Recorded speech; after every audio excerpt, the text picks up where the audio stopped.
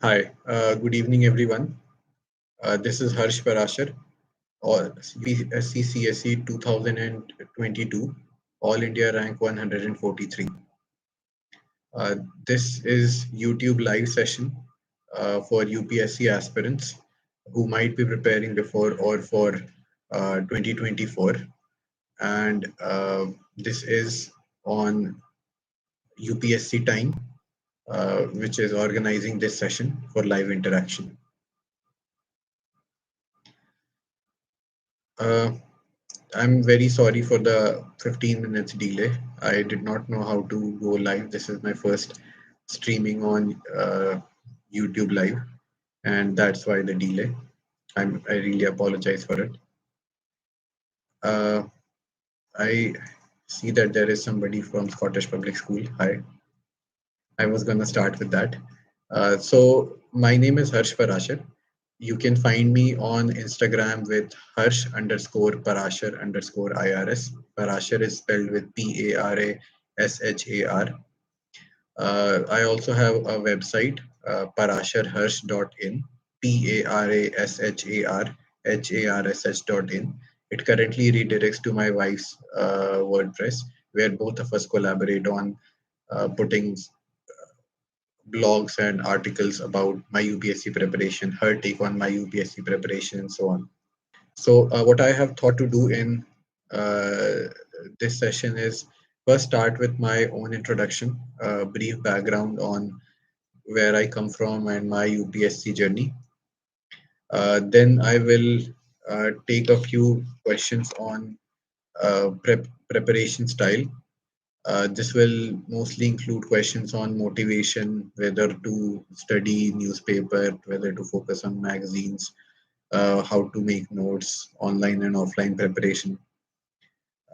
And then in the next part, I will go section wise, which is I'll first try to do what my idea of prelims preparation was, then essay and GS preparation about optional, how to choose the right optional, and lastly on interview. The mark sheets are out, and so I have a brief idea of what I did good in this attempt and what I where I went wrong. So for the first part about my introduction, I am from Katihar, Bihar, and I did my schooling from there only, from Scottish Public School, as somebody has mentioned. Uh, I did my graduation from IIT Kharagpur. I did engineering in electronics and electrical communication engineering. Uh, from there, I got a placement at Deloitte Consulting as a data scientist. There, I worked for around 1.5 years. Then I took a leave for around 9 months, and I went back to my hometown and I prepared there. I mostly focused on the basic books that are outlined, and I finished that in around 9-10 months. Then I joined at a different place, Zivanta Analytics, where also I was working as a data scientist, and that continued for uh, roughly roughly 2 years.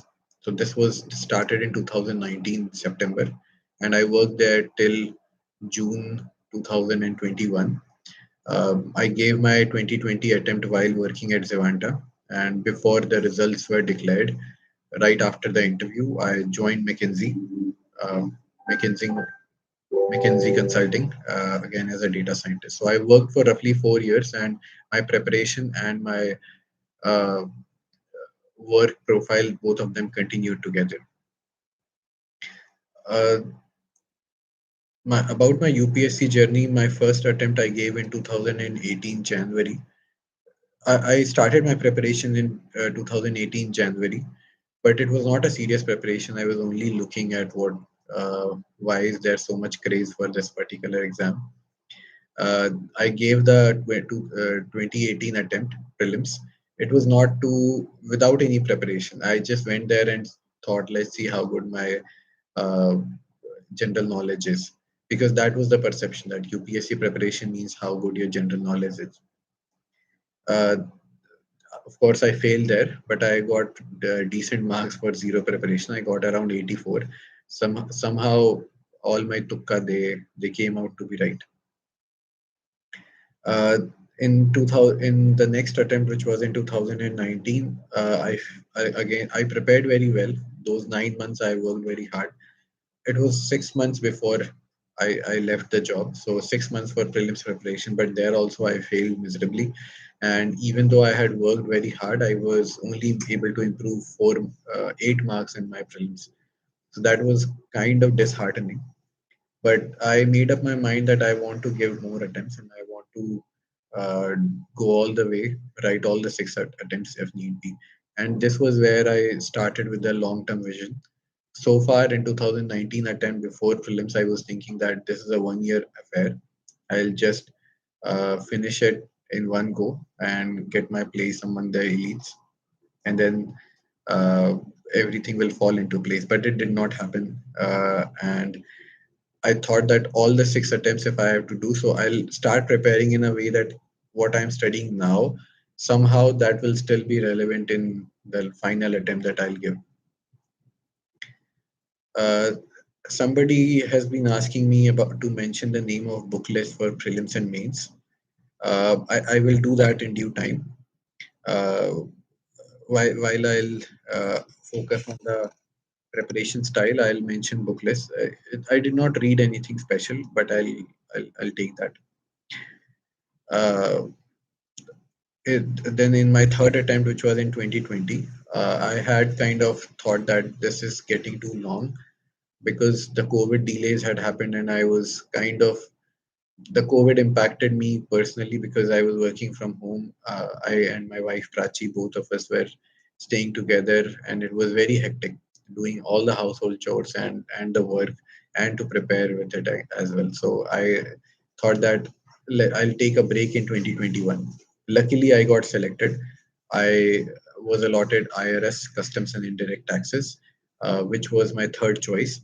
My first choice was Indian Foreign Service. Second was Indian Administrative Service, and third one was IRS Customs and Indirect Taxes.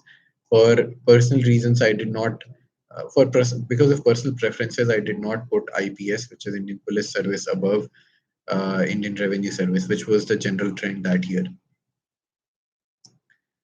Uh, for a lot of people have asked me about coaching, so I want to make clear I did not join any coaching at any point of time at all. Thank you, Ms. Prachi Chaudhary.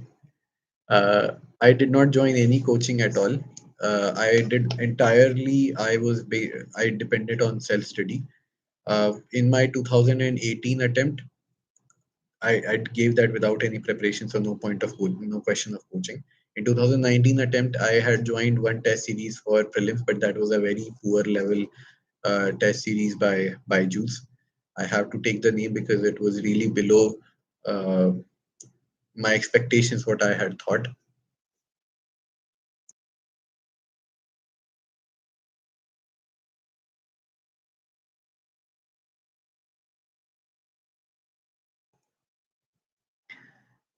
Then in the next attempt, which was in 2020, I had joined for prelims. I had joined Insights question test series, which I did not find to be very nice.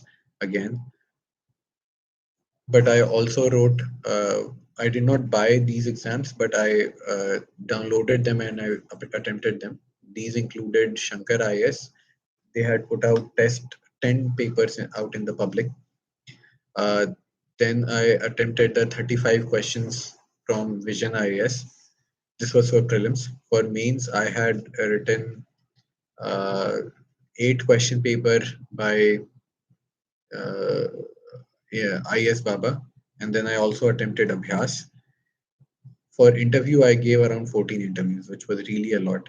But at any point of time, I did not attempt. For 2022 attempt, I did not uh, even join any test series. All the test series, all I focused on 2022 attempt was previous year question papers, both for prelims and mains. I gave Abhyas and the open mock test, but not the long term test series.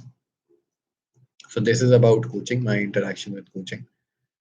Uh, the next questions I am seeing are about the book list. Okay, let's move with the book list first. Uh, I did not make any particular distinction between prelims and GS. So in prelims, what the matter that I was collecting was the one that I also used in my GS papers. Now, for me, it does not really matter what books I have read. The books I read was mostly to build up my own ideas. I was not able to use anything I read from these books directly into the exam. For example, if I have to understand about India's constitutional design, so I would read NCERT class 11th. Let I have a book list. Let me just open that up and I'll read that down. I while I am doing this, a word of caution here that it's not really important which books you're reading. The books do not really make a difference because more or less everybody is going to read through the same books. What really, to a large extent, makes a difference is how well you have understood what you're reading. So, that being said, for art and culture, I've read NIOS Indian Art and Culture. This is a very easy book, but that it's a very lengthy book too. And you anything that is taught in this does not really come handy later. So I read this to create an understanding of art and culture. NCRT Class 11 Fine Arts, I read that. It's a very difficult to read book, but once you have read NIOS, it becomes easier. So NCRT Class 11 Fine Arts is still better. Then there is a website called CCRT. I went there and I browsed through some of their pieces on different art forms and everything. And then I made fine small notes about them. For art and culture, it's really difficult to cover it with books. So what I focused was to solve previous year question papers on art and culture, and also the available uh, test series, say by Vision IS, their art and culture material, and to note it down. Uh, you'll notice that every year Buddhism questions are asked and they are very scoring. You should not get them wrong. Once you have gone through those books, you will be able to answer broad level Buddhism questions. But the questions asked in UPSC are very fine leveled. So to have that, you'll need to Google out things.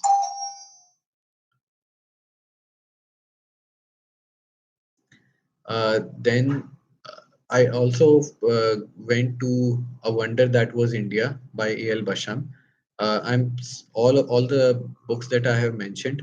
A.L. Basham was the one that had the level of knowledge that could actually be used in the UPSC exam. Uh, Selective reading you have to do. You'll find there is a Vision IS video by some ma'am. I don't know her name, but she's very good, and it's a very old video. I think 4 or 5, I think 3 or 4 years back. uh, while I was undergoing depression after my 2019 attempt, there she had mentioned that you can read these books from A Wonder That Was India. So you can go there. uh, the next one is ancient history. I did R.S. Sharma. I gave that one fine reading, but selective because it's very long book. Not all of it is useful, but recently it is becoming more useful. For medieval history, I read NCRT Themes in Indian History too, and Satish Chandra Medieval India. Again, Satish Chandra was very. Uh, I skimmed through that book. I did not read that end to end. But NCRT Themes in Indian History, I realized that a lot of questions had been asked on it, especially from the boxes. So I did that. Then in modern history, I had read Bipin Chandra Modern India, which was a really good book. Just a second. But it builds in your mind a story about the modern Indian history. I followed that up with Themes in Indian History 3, which was again very useful, especially in the boxes part. Then Spectrum by Rajiv Ahir. For world history, I read India and the Contemporary World, class ninth and 10th. And then Vision IS also has put out good material on this. It is essentially a reiteration of the book Normal Love. I think that's the name. Sociology, I only did from general understanding and Hindu editorials.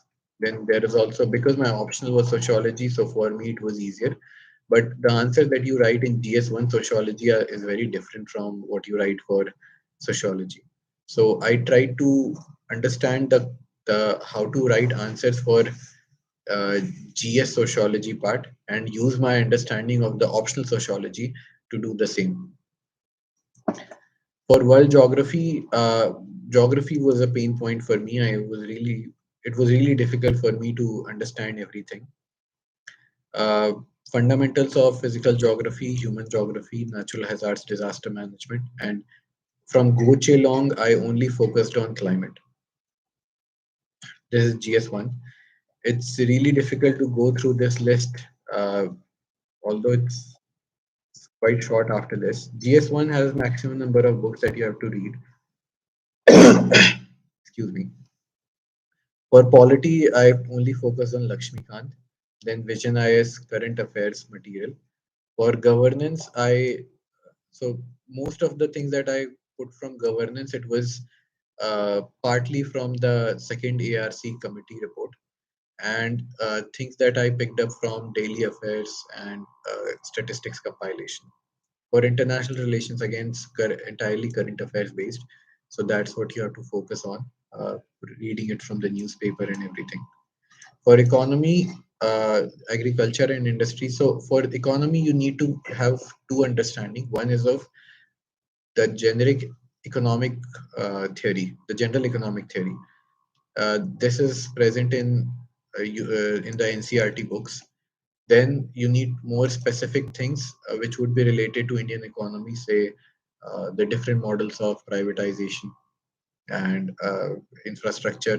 What are the problems in different sectors within infrastructure? For example, logistics sector. These you do not find in any specific book. For this, you have to go back to newspaper and go out read through new editorials, or some of these fact you can also find uh, in the Vision IS compilation.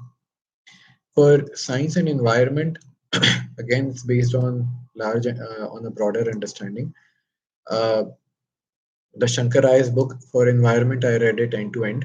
I found that useful to a very large extent, but it's very information rich, and you cannot read and recall everything that you read there. Science I used to skip, thinking that since I am from science background, everything will go easy for me. That was a wrong call. And later on, I started depending upon Vision IS current affairs material, science portion. For internal security, again, there is no single material, and you have to go back to what is going on around in the world. So, and for ethics, I read the book Lexicon and ARC's report summary. I did not go through the lengthy book. I only focused on the summary. Now,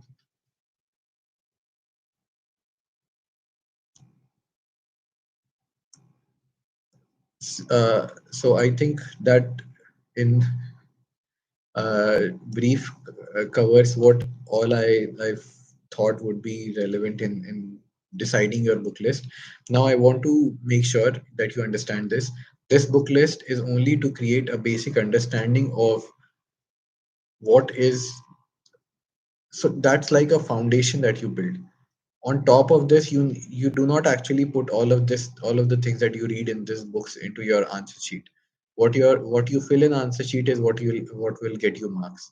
This is to create an understanding. On top of this, you add value. Those value added material, you do not that there is no single place to find. I'll give an example.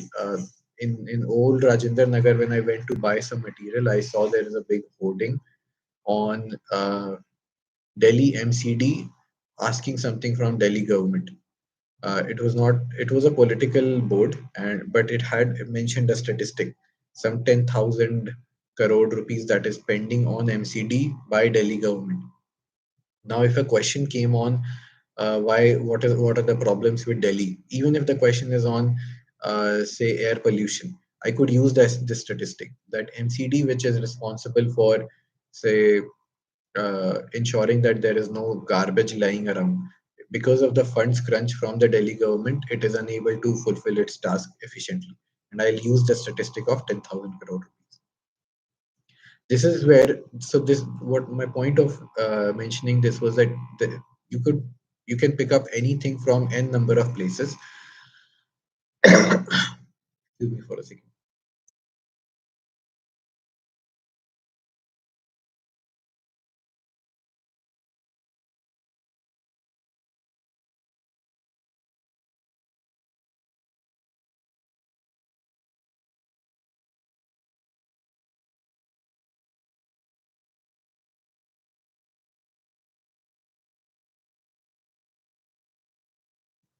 So you do not uh,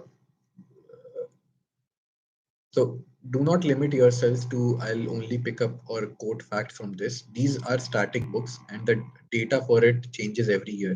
In my 2020 attempt, the statistics that I had quoted, it changed in 2022 entirely. So I had to go through all of it again just to refresh it. For example, our ranking in World Happiness Report would change. On World Hunger Index, it would change. The India's export and import ratio, tax to GDP ratio, the collection for GST, all of the statistics would change. What you need to understand is how these statistics fit into the broader framework. So in your mind, if you have to understand how a country overall performs fiscally, how to compare countries fiscally, say India and China, now you need to do that on various parameters. The book helps you to understand what parameters what are those parameters. The statistics keep changing, they keep changing every year because it's a very dynamic thing. So you only build concepts in the books, and statistics you pick up from everywhere you can. That was all on books. Next question I see is about 2023 paper. I was going to bring this up later, but since it has come up, I want to put my 2 cents. See, prelims is the most unpredictable exam for GS as well as and now for CSAT as well. In my first attempt, I got 84 without any preparation. In my next attempt, I studied very well for 6 months. I got 92, which was still below the cutoff. In my third attempt, which was in 2020, I think I got 100. The cutoff was 98, so I barely cleared it, or it was 92 or 94. So I cleared it by 4 or 5 marks. This was when I had prepared almost entirely on prelims for 1 year at a stretch, and I tried to do everything that I could think of just to clear prelims. In third attempt, I did not want to miss on prelims. In my 2022 attempt, I barely gave 2 months for prelims. I had hoped that all that I had prepared earlier it would come in handy. And this year, I got 113, which is very good compared to the cutoff, which went at around 84 or 88. So every year it's going to change, and it becomes very difficult to make it predictable. Now it might appear that my prelims was good because I got good marks, but the truth is that while I was coming out of the examination hall, I had no idea of how I had done. So in case you have written this 2023 Capri and you felt that the difficulty level of that paper was very high and you would not be able to clear it, don't be so sure yet. The cutoff might go very down because from what I have seen, the paper was extremely random. And the question, and it becomes, when it becomes like this, when you have put in a lot of hard work, it appears that you have no control over the result. My idea is that if you have done to clear prelims, you need to have, like, if you have got 100 marks, you're going to go clear it well. There are at least 30 to 40 questions every year which are very basic. If you get all these questions right, and if even if you leave all the other questions, you are still going to clear it. That being said, I had attempted 90 questions in my prelims. I know this is what every topper says, that you only need to clear it, but I understand how difficult it becomes, especially because you the questions come and in the examination hall it strikes you that you have never even thought about how to write this. Uh, on I'll just briefly talk about preparation style. So I used to study 8 hours, almost 8 hours every day. On some days, I would study only 3 or 4 hours, and I try to maintain this entirely during my preparation. But I had a large number of bad days, days when I either had a lot of office work, when I could not work. Now, on when I say 8 hours, I need to make it clear. This 8 hour is for my 2022 preparation while I was preparing with an extraordinary leave. In extraordinary leave, you do not work, uh, you do not get paid. You can stay at home and prepare. So this 8 hours is for the duration from March till September till October, when I was on EOL. In my 2020 attempt, I was only able to devote 4 to 5 hours per day because I was working simultaneously while preparing. On weekends, I would try to push it harder, but that was also very difficult because uh, weekend you're already tired and you want to go out and relax. This 8 hour statistic is for the duration between prelims and mains, especially if you're clear that your result is going to be good. In my 2020 attempt, I was not clear. So I wasted first 1 month thinking that will I clear it or will I not clear it? And eventually 1 month was over by the time I realized that, okay, I made it and I need to seriously start preparing. But I have never studied beyond 11 hours.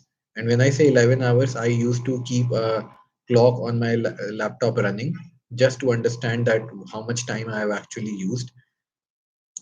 Anytime that I would even go to washroom, I would pause my timer and then restart it while after returning from the washroom. So when I say 8 hours, it means 8 hours solid. I followed this 50-minute, 10-minute system. So I would try to study at a stretch for 50 minutes.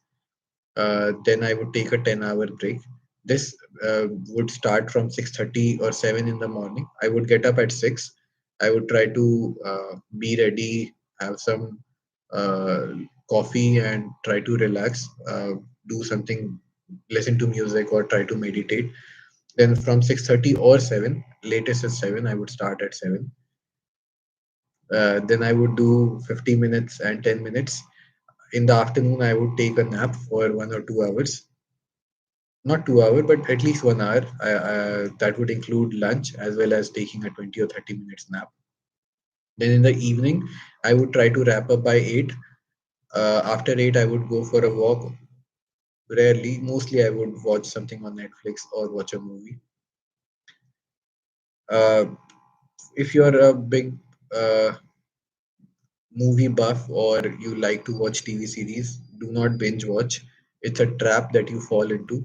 So I would try to only watch movies, especially during serious part of the preparation between prelims and mains. Because a movie you finish it in 1 hour, and so maybe someday in 2 hours, and maybe on some days when you really want to finish the thing, it will only waste one extra hour. But a TV series, if it is even if it is just one season and 8 episodes, it sometimes take a really lot of time. So do not fall into that trap during serious preparation. Only watch movies. Uh, then the question on why how to keep oneself motivated during preparation. See, I feel that motivation only comes from inside. I do not go to other motivational gurus to get their idea of how to keep oneself motivated. Motivation would come from inside if you keep your goal, what you want to be, right in here, in the middle of your head, between your eyes. And every time if you want to say put an image there, and it is actually a psychological technique of visualization. And there is a Instagram page, Huberman Lab. he has given this great idea that if you want to achieve something, try to put it into a single picture.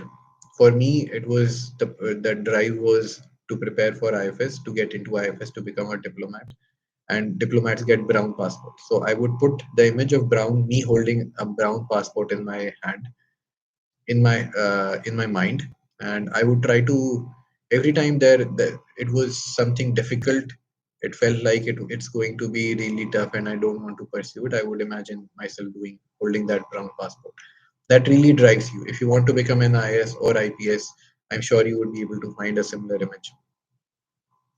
Uh, try to keep try to have that imagination for like 10 seconds, only for 10 seconds. Do not go daydreaming.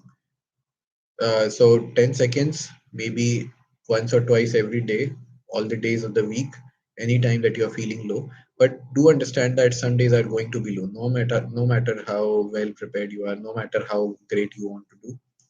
Yeah. On all such days when it becomes when you really feel demotivated, take a break, take a step back. Not you don't need to run every day in order to clear UPSC. I was in my 2020 attempt. I felt demotivated a very large number of days. It was only in the I would say the last 2 months before mains that I really pushed myself, and even then I felt quite exhausted after January when the examinations were over.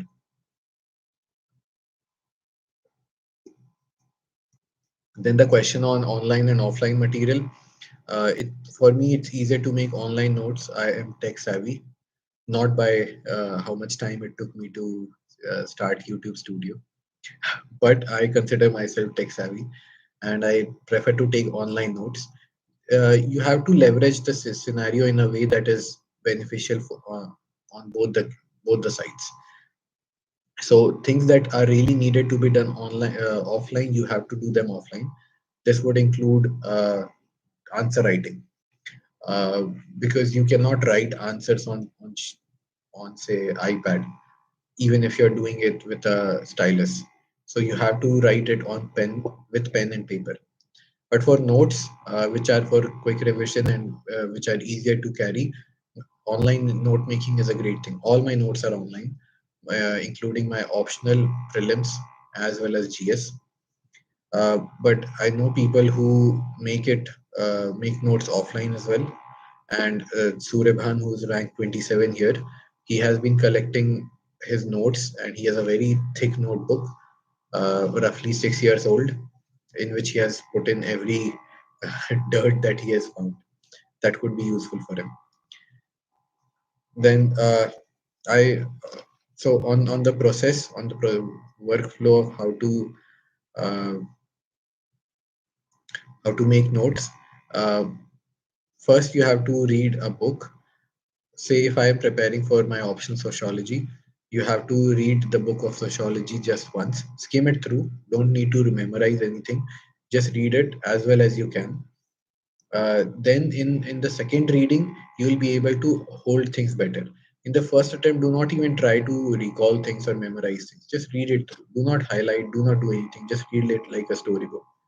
In the second reading, you'll be able to collect things that are spread across the book. So a concept that is present in the last part of the book, you'll be able to relate it with the first part of the book if you're reading it well. Then go for previous year question papers. Go, before making notes and before highlighting on the book, read through the previous year question papers. Try to understand how questions have been asked in that particular area. In the next part, when you make notes, uh, make it as brief as you can. Do not extend it too much, and then revise only from the notes. I did not, once I have made notes from a certain book, I would not go and touch it again. This really helped me increase the number of revisions and reduce the time that would be spent in each iteration. So I would prefer only to read from my notes. And in my 2022 attempt, I did not read any book. I read entirely from my notes. Uh, then, specific to the different stages of the exam, For prelims, this was my fourth attempt in which I got good marks. So I would say what I thought I did well. This year, I focused only on revising the basics that I had created from my past 3 years, the notes that I had prepared over past 3 years. And this comes in handy because you have already some idea of what is in there. So you read only the basic things. For current affairs, I had left most of the questions that were directly from current affairs, like the contemporary international affairs question. And then I had also left those questions which mentioned like only one and only two, because they were really new and I did not want to lose any marks. So even then, I left only 10 questions. I attempted around 90, and I think that really helped this time. CSAT, I've always got good marks, partly because of my engineering background. I In my first attempt I got 160, which was really exceptional. It has been falling down since. Then in next attempt it was 150, then 140, and this time I got 130. I understand that CSAT level has gone really up, and even if you're from people who were really good in engineering and who were really good at mathematics from an engineering background, they have failed to clear CSAT. What I would suggest is do not fall into that trap, that sweet zone of comfort, that CSAT is a done deal. CSAT may, the most essential thing is which section to attempt first. And I think this is what got me good marks every time. I always attempted the mathematics questions first, especially I left those questions which I felt that are going to take a lot of time. Permutation combination questions like this. One question this time about 11 to the 11 to the power something. That question was really difficult if you don't know the trick for it. So I would have left that question. So my strategy for attempting the CSAT paper was try to uh, I do not go in 2 or 3 iterations. In my There will be only 2 iterations. In first iteration, I would go entirely all the way to the end. I would first attempt the logical questions, the mathematical questions, uh, leaving those which I found difficult.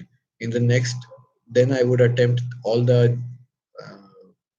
the comprehension questions, and then only if I have got any time left, then I would attempt the questions that were left in the first part. So it's essentially about smart choices of questions. Then for essay, my strategy, what I felt in my 2020 attempt, I got 134. This time I got really low marks, 93. Although I felt that I had actually done better in my essay paper. I followed the strategy of Vikram Garewal. You can find him on besankahalwa.com, I think. Yeah, that's his quirky thing. He got really good marks in his year on essay. You can try to follow his strategy. I tried to do that to a large extent. Maybe somehow, for some reason, it backfired. For GS 1, 2, 3, 4, I followed the process of intro, then body and conclusion. I thought I'll discuss one question so that it makes more sense on what I'm talking. I'll just pick up one question, say from. So this is from GS1 2020. Just a second.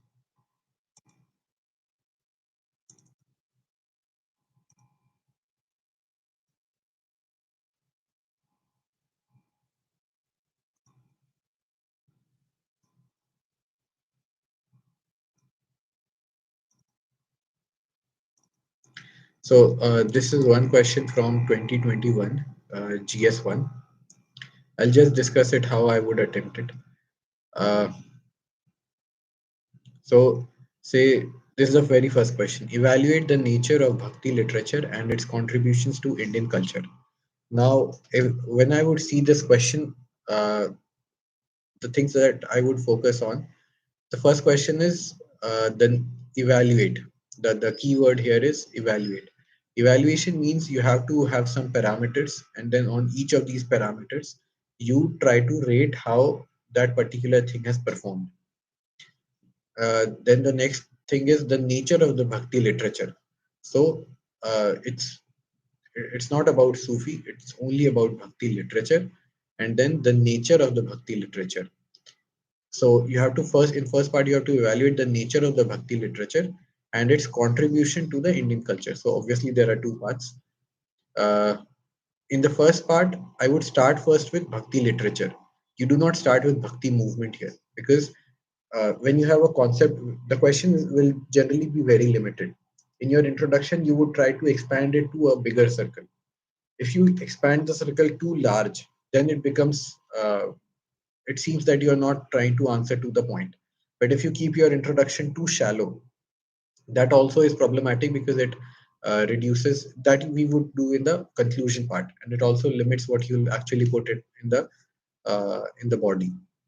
So I would start with bhakti, the bhakti literature, the context in which bhakti literature arose, what came before it, and and how it impacted Indian culture. So I would start with something like this: that Indian culture is reflected greatly in its literature, uh, and Bhakti movement impact had a huge impact on this particular aspect. Then I would try to answer the first part, which is evaluate the nature of the Bhakti literature. Now, what are the different parameters on which you assess the quality of literature, the nature of literature? First will be what is the language in which it has been written. Bhakti literature did it mostly for on the basis of local languages. So I would give examples of which local languages did it give a strong impetus to. Then you focus on what was the content, uh, whether it was in prose style or in poetry style. So it was a mix of both, but poetry dominated to a large extent. New styles also came up, like Doha, that came up for Kabirji. Then the next parameter would be so who was it directed towards? Literature usually can be haute couture sort of thing, which is intended towards, say, royalty or aristocracy. But Bhakti literature was rooted more towards in the local traditions, towards the local people. Then you would create, and so on. You would try to create 4 or 5 different parameters on which you assess the nature, and for each you give a heading, that I'm trying to say it for language, then orientation, then say style, which will be prose or poetry, then whether they were secular in nature or religious in nature. And Bhakti literature also, it's since it is Bhakti movement, so it is mostly spiritual. But when it discusses about Nirgun Brahma, it also goes into philosophical direction. So you have to mention this to enrich the quality. For each heading, for each this criteria, I would give my view on this, and then I would try to give an example. Then next criteria, its particular my assessment of it, and then example, and so on. This would be covered under a single heading, nature of the Bhakti literature. Then next will be contribution of Bhakti literature to Indian culture. Now, here also I would try to define what are the different uh, bases on which the literature contributes to culture. First will be, say, Bhakti literature. So what are the different aspects of Indian culture? One will be its music, and Bhakti literature has actually been translated into a lot of musical things like Geet Govinda by Jaydev, that is popularly used in its various dance styles. So I would give in examples. I would put in, so this dance style is influenced by Jaydev's Geet Govinda.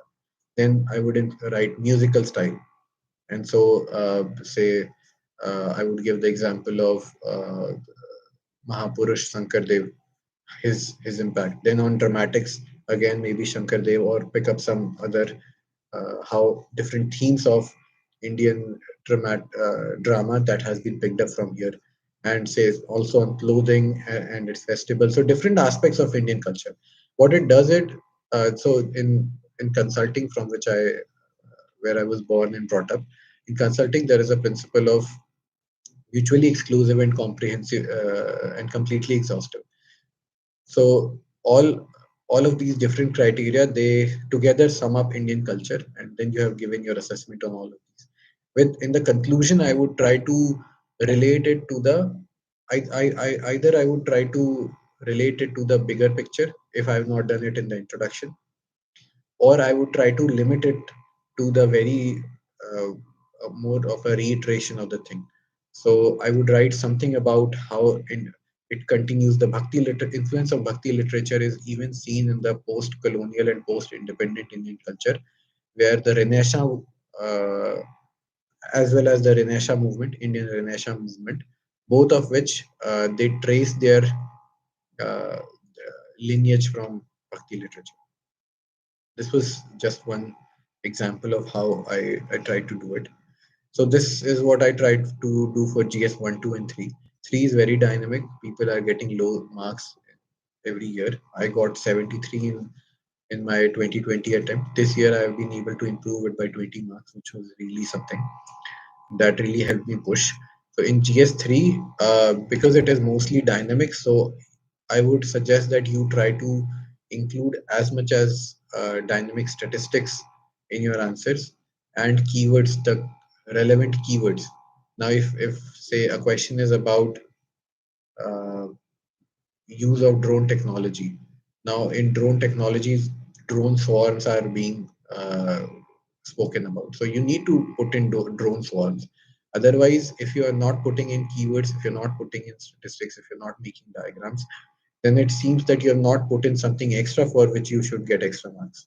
And every single extra mark counts. In GS4, I tried to do something. I tried to put in as many quotes as possible. Even in straightforward questions, I tried to put in quotes. I got decent marks, but people have got better marks than me in GS4. I know people who have got as high as 140. So in GS4, I always started with the first set of questions, and case studies I kept only last 90 minutes. So the breakage of that answer writing was uh, I would try to finish in 7 minutes the 10 marker. In 20 minutes, I would try to cover the for 20 marker I would try to cover in 9 minutes. And this is how I used to break up. I was able to finish all my papers in all except GS1. I missed two questions, and in GS2 also I missed one question. Apart from this, I was able to finish everything, and that's what you should try to focus on. Somebody's asking me on this year prelims. I already spoke about it, and the video will be uploaded. You can scroll back and uh, get an idea of how it was. About optional, now optional is very important because a lot of your marks come from optional. This year, what I felt is those people who have done actually got good marks and good ranks. They were able to do it because they got good marks in optional. In my 2020 attempt, I only got 236, which was very poor, even by that year standards. When somebody got above 300, this year I've got pretty decent 279.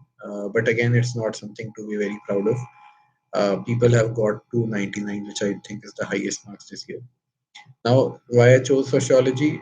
Because I initially thought I'll start with maths, but math took a lot of time and I was working, so I could not devote enough time, and I felt I would not be able to do justice, even though maths is a very scoring option, especially if you do not have commitments towards home or towards work. Next thought was about philosophy, but philosophy I felt that was going too vague. Also, that year, somebody among top five had sociology. So I felt that maybe sociology will be something interesting to read. I just browsed it and I found that the questions are quite commonsensical. So I started preparing for it. Then I realized that uh, this is also a problem because you do not write commonsensical answers to these commonsensical questions in sociology paper. You have to do it from a sociological perspective. Sociological perspective is uh, how a sociologist would write a research paper. And that usually means that you would try to use existing literature and try to substantiate your point with something. You do not actually conduct field studies, but more like a research study. Then Okay, and somebody has somebody has asked me about NCRT. Old NCRTs I felt were better, but they were also very lengthy. New NCRT, especially for history and geography, are very good. Uh, Geography are in fact for geography NCRT is adequate. You don't need to study anything else. For history, you might still need to uh, go a little beyond, in fact, a lot of beyond, given the unpredictability in prelims. But NCRTs in general, old NCRTs are better. Uh, Interview, I got good marks in my 2020 attempt. Uh, then in this attempt, I have got good marks, but quite below expectations.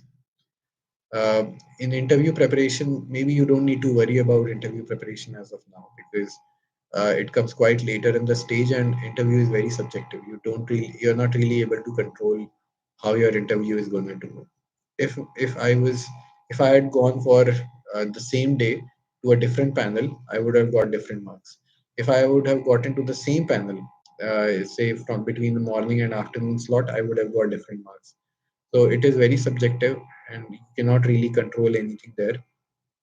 For interview, what I felt was, uh, my this is a mantra by my wife Prachi, and she said that if you don't know the answer, smile, and if you know the answer, then all the more reason to smile. So try to smile as much as you can, because that shows that you're not really scared, and that's something that would be very desirable in a civil servant, because you're going to face very difficult and unpredictable scenarios throughout your career. And if that's really scares you, then that would be a problem. So they're looking for somebody who's confident and who knows what he's going to talk about. That being said, do not be under the misconception that it's only a test of personality. It's equally a test of knowledge. And if you're not really well versed in what you're working or say what is going on around in the world, you'll not really also be confident. So both of them walk hand in hand. I think I've covered almost everything. Yes. I think I've covered everything that I wanted to talk about. If there are any questions for the people who are online right now, I can I can answer those questions. I think I've covered mostly. I see one question about कहाँ पढ़ते थे, घर पे या library में. uh, I didn't मैं कभी library नहीं गया. मेरे को ओल्ड राजेंद्र नगर का नक्शा भी नहीं है मेरे पास. मैंने अपनी सारी पढ़ाई अपने रूम पे और अपने स्टडी टेबल पे ही की है. ओआरएन में जब गया भी था तो वो क्वेश्चन पेपर्स के प्रिंट आउट निकलवाने के लिए, अपने नोट्स का प्रिंट आउट निकलवाने के लिए, या मैगजीन्स खरीदने के लिए, या फिर आंसर राइटिंग करने के लिए. तो मैं लाइब्रेरी नहीं गया.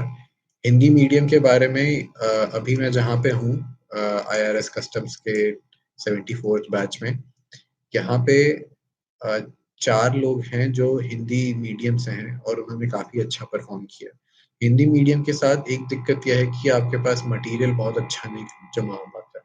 जैसे अगर आपको नए वर्ड्स कीवर्ड्स यूज करने हो, ड्रोन्स और का एक एग्जांपल दिया मैंने, बट जेनेरिक टर्म्स भी जैसे capital to revenue expenditure ratio, तो ये सारे टर्म्स अब कैपेक्स रेशियोज को हम शॉर्ट में कर सकते हैं, बट हिंदी में आपको पूरा का पूरा लिखना पड़ेगा.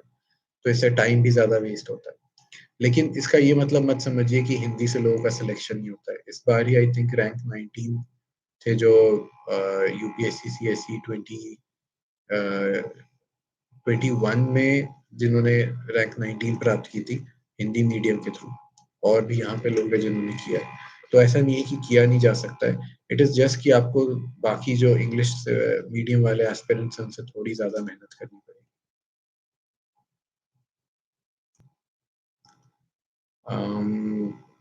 How to attempt prelims. Prelims के पेपर में मुझे ऐसा लगता है कि प्रीलिम्स में जितने क्वेश्चंस होते हैं और टाइम आपके पास जितना होता है, आपके पास इतना टाइम नहीं होगा कि आप दोबारा दो दो या तीन राउंड में प्रीलिम्स कर सकें. वैसे लोग करते हैं. मेरी कोशिश होती है कि मैं पहले एक बार जो शुरू करना करूँ क्वेश्चन 1 से, वो मैं क्वेश्चन 100 तक जाऊं, और उसमें से 70 क्वेश्चंस एटलीस्ट कर लूँ, और जो बाकी 30 क्वेश्चंस हैं फिर उनको फेजेस में करना पड़े तो। ये इसलिए क्योंकि एक बार आपने प्रीलिम्स करना, आपने क्वेश्चन पेपर शुरू किया, एक क्वेश्चन किया आपने आपने उस पे 2 मिनट दिमाग लगाया, फिर आपको रियलाइज हुआ कि अरे ये मैं अभी नहीं कर पाऊंगा। अब आप दोबारा जब उस क्वेश्चन पे आएंगे तो आपको फिर वो दोबारा 2 मिनट वो लगाने पड़ेंगे शुरू वाले, और इस तरीके से जो 2 मिनट में होना चाहिए एक्चुअली वो 4 मिनट लग जाते हैं, और टाइम एसेंस का होता है। अक्सर ऐसा हो जाता है लोगों का कि they are not able to finish the paper on time, which is at least you need to do that. Otherwise, some question that you would otherwise have been able to attempt, you would miss purely because you did not reach to the end. So time management is important there. So I tried to finish 70 questions in my first go. 30 questions I would leave, and if I would try to, in my second round, I would try to sort it down only to 20. Any random unpredictable question, i would uh, I would attempt a question if I would be able to eliminate at least one option. So 3 is to 1 ka ratio, that is also the ratio in which UPSC awards or deducts marks. So the potential expected gain from this is zero, uh, but I would expect that you would do more rights than wrong, and in that case you will be able to get your marks back. So I would only attempt a question if I know that at least 3 options I'm very sure. The new type of questions, only one, only two, I did not attempt any of them, and I think that it's a trap because you're not really sure. Even when it was A and B, B and C, A B D, those even they were more easy to attempt. Before, so somebody asked about revision. Before revision, before my prelims, I was able to finish one good reading of my own notes of past 3 years. I did a second partial reading for my notes, but I was not able to finish it. I was really feeling that I was ill prepared for this exam. But then it turned out well. Uh, Again, for the next one also, I felt that even for this last, uh, for, for mains, I felt that I was ill prepared. And this feeling will never go away. You'll always feel that you could have done this more or that more. But have faith that everybody else feels the same way, that they are also unable to finish everything that they had started. And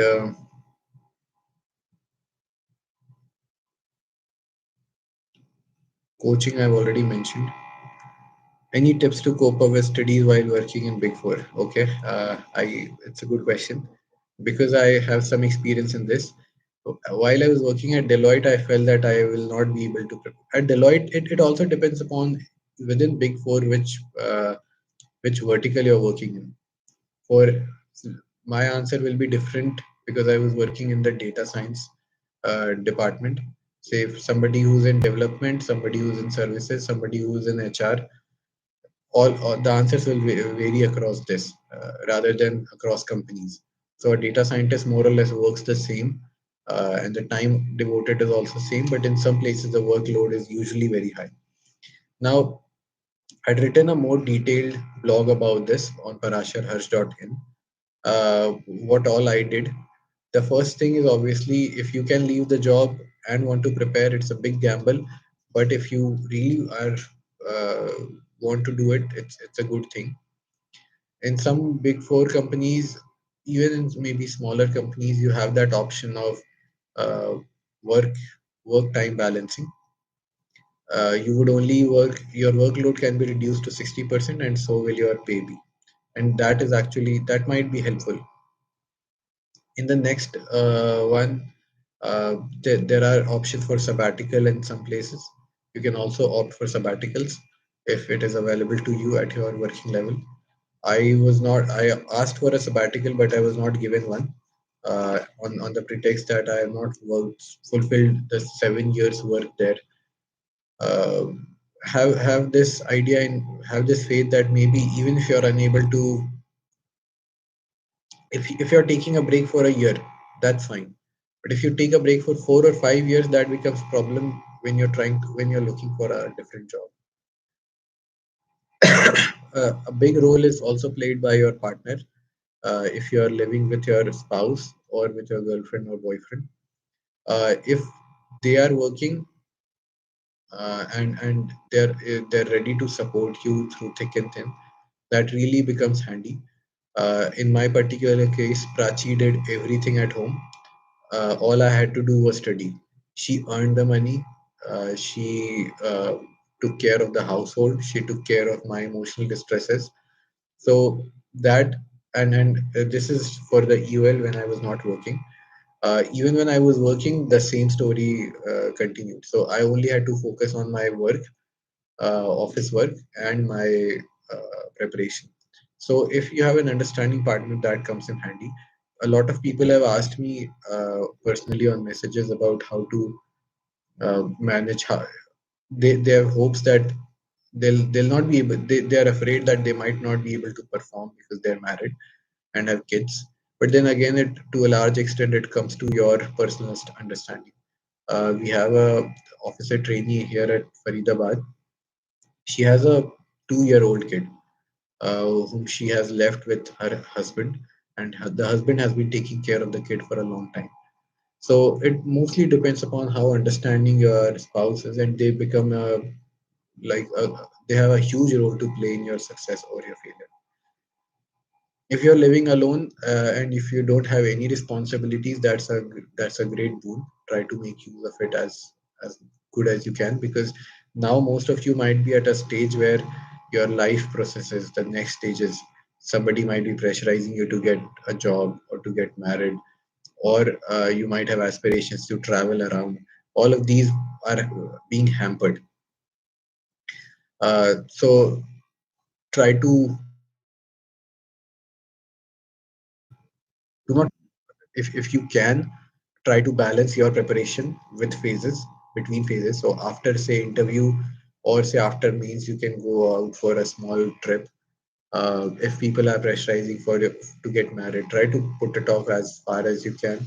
But if you like somebody and if you think that they'll be a positive addition to your preparation journey, then do that as well, because that I think for me it was really a good.